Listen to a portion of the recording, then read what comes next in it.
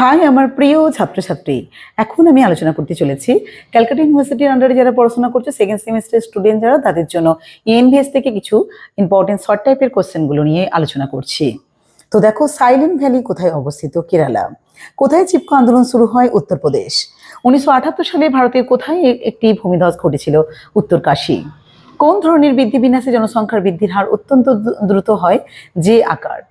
কোন সালটিকে জনসংখ্যা বর্ষ বলা হয়? 1974 সাল। কোন উপযুক্ত কারণগুলির ক্ষেত্রে কোনো অঞ্চলে জনসংখ্যা বাড়ে? না জন্ম ও অনুপ্রবেশের হারের বৃদ্ধিতে। তো এখানে নিম্নলিখিত বিপর্যয়গুলির মধ্যে কোনটি মনুষ্যসৃষ্ট? না নিউক্লিয় বিস্ফোরণ। ভূমিকম্প মাত্রার স্কেলের নাম কি? Richter scale. পার্বত্য অঞ্চলে প্রধান পরিবেশজনিত বিপর্যয় কোনটি? উত্তর হবে ধস।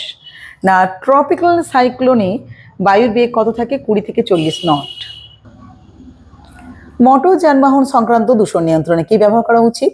সিএনজি। ভারতের কোন ঋতুতে বন মহোৎসব অনুষ্ঠিত হয়? উত্তর হবে বর্ষা।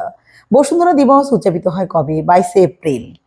ভোপাল গ্যাস দুর্ঘটনার জন্য দায়ী গ্যাস কোনটি? এমআইসি। চিপকো আন্দোলন কোন অঞ্চলে ঘটেছিল?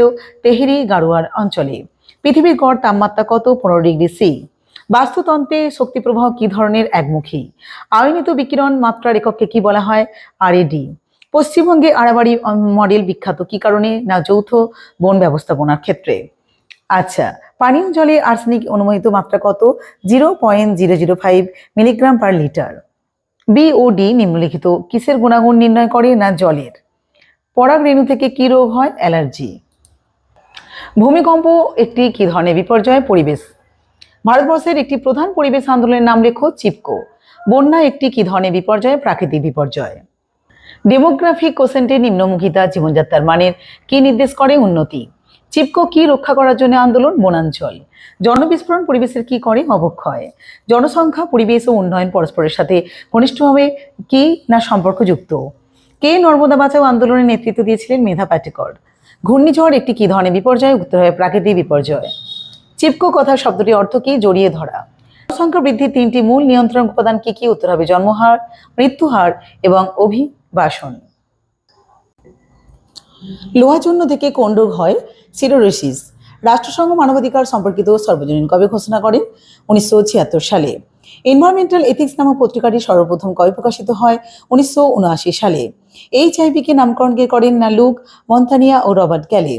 জাতীয় মহিলা কমিশন কবে গঠিত হয়েছিল? 1992 সালে। জাতিসংঘের শিশুর অধিকার বিষয় নীতি কবে গৃহীত হয়েছিল? 1992 সালে। একটি জনসংখ্যার সম্পূর্ণ গণনাকে কি বলা হয়? সেন্সাস। ভারতের জনঘনত্ব সবচেয়ে বেশি কোথায় হয়? পশ্চিমবঙ্গে। সীসা দূষণের ফলে কোন রোগ হয়? না ডিসলেক্সিয়া। ক্যাডমিয়াম দূষণের ফলে কোন রোগ হয়? না ইটাই। 1993 সালে মানবাধিকার সম্পর্কিত বিশ্ব সম্মেলন হয় অস্ট্রিয়ার কোথায়? না ভিয়েনাতে।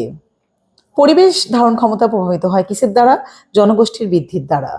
তো কিছু ইম্পর্টেন্ট শর্ট টাইপের কোশ্চেন ডিসকাস করে দিলাম। আমি চাইবো তোমাদের সাথে আরও কিছু এইভাবে ইম্পর্টেন্ট কোশ্চেন উত্তর নিয়ে আলোচনা করতে, ঠিক আছে? প্রশ্ন এবং উত্তর নিয়ে আলোচনা করতে। ভালো লাগলে প্লিজ তোমরা লাইক, কমেন্ট, শেয়ার তোমরা করতে ভুলো না। সবাই আমার পাশে থেকো, ঠিক আছে? সকলে খুব ভালো থেকো। টাটা।